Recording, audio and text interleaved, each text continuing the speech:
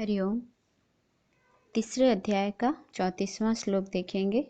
इंद्रियस्येन्द्रियस्यार्थे रागद्वेषो व्यवस्थितो तयोर्नवशमागच्छेतो ह्याशय परिपन्थिनो। अर्थात इंद्रिय के अर्थ में अर्थात प्रत्येक इंद्रिय के विषय में राग और द्वेष छिपे हुए स्थित हैं। मनुष्य को उन दोनों के वश में नहीं होना चाहिए, क्योंकि वे दोनों ही इसके कल्याण मार्ग में विघ्न करने वाले महान शत्रु हैं। यहाँ भगवान हमें समझाते हैं कि प्रत्येक इंद्रिय के अपने विषय होते हैं और उन विषयों में सभी इंद्रियों का राग द्वेष भी होता है। यानी मन, बुद्धि, अहंकार और 5 ज्ञानेंद्रिय और 5 कर्मेंद्रिय, इन सभी इंद्रियों के विषय में इनके राग द्वेष छिपे रहते हैं। मतलब यदि हमें अपनी इंद्रियों को इनकी इच्छा के अनुसार विषयों को सुलभ कराते चलते हैं तो चित्त में बहुत सुख और संतोष होता है। जैसे हम मंदिर जाना चाहते हैं और कोई व्यक्ति, वस्तु, परिस्थिति हमें मंदिर जाने की इजाज़त नहीं देती, तो हम उस व्यक्ति, वस्तु, परिस्थिति पर क्रोध करते हैं। यानी कोई बुरी या अच्छी वस्तु, स्थिति, व्यक्ति के प्राप्त होने पर उस इंद्रिय का राग द्वेष अपने आप प्रकट होता है। किसी भी व्यक्ति, वस्तु, परिस्थिति से हमें सुख मिलता है तो उसके प्रति हमारी आसक्ति हो जाती है। यही आसक्ति बहुत अधिक होने पर राग कहलाती है। और जिस व्यक्ति, वस्तु से हमें दुख मिलता है तो उसके प्रति क्रोध उत्पन्न होता है और यही क्रोध अधिक लंबे समय तक रहे तो द्वेष भाव में परिणत हो जाता है। इसे राग द्वेष कहते हैं। किंतु किसी भी व्यक्ति, वस्तु, परिस्थिति में सुख दुख नहीं होता, ये समझने की बात है।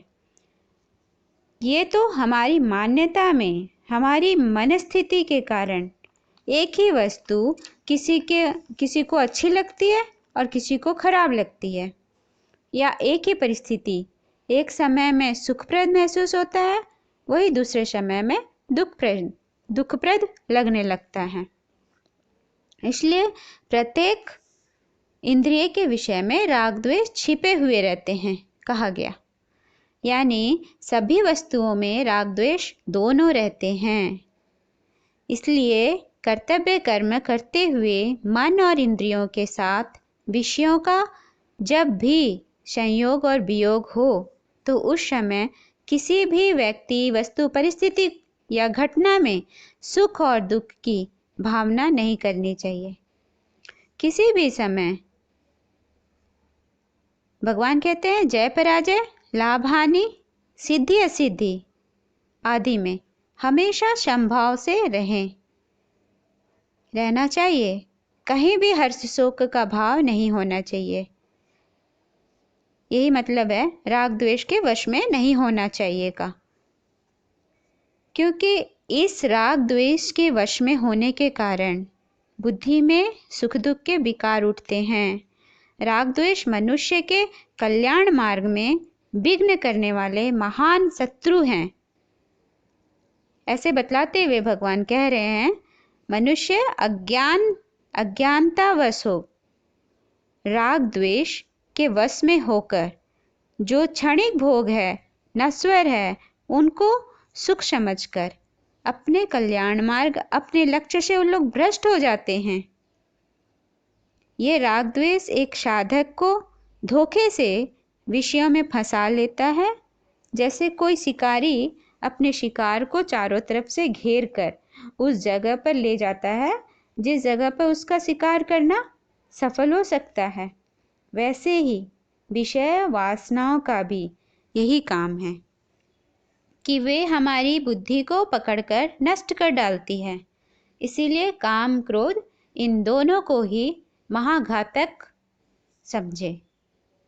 कहते हैं इनकी संगति कभी मत करो, काम क्रोध की। तो यहाँ साधना कैसे करनी चाहिए, उस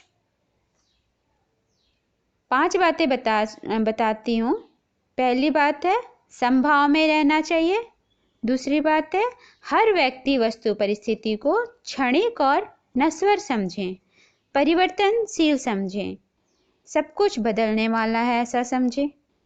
तीसरी बात है जब भी काम और क्रोध उठे तो उसमें न राग हो न द्वेष भाव हो, न राजी रहें न नाराज हों,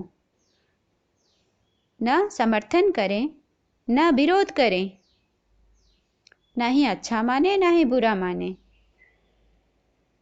जब भी काम क्रोध उठे उसको न अपना माने न अपने में माने, बल्कि उसकी उपेक्षा कर दें, उससे उदासीन हो जाएं।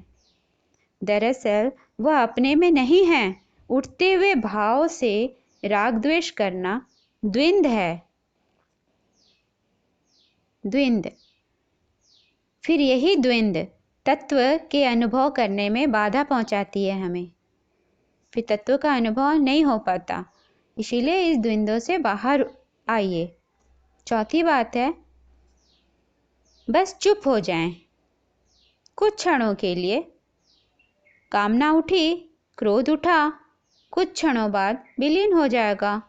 उसे देखते देखते उस भाव को देखना सीखें।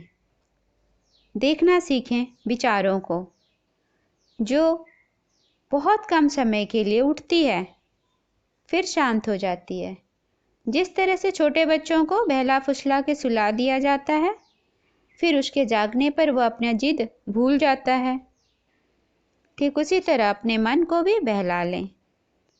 और 5वीं बात है श्रेष्ठ पुरुषों सद्गुरु का स्मरण करना चाहिए, सत्संग करना चाहिए, ध्यान कीर्तन करना चाहिए। हरिओम।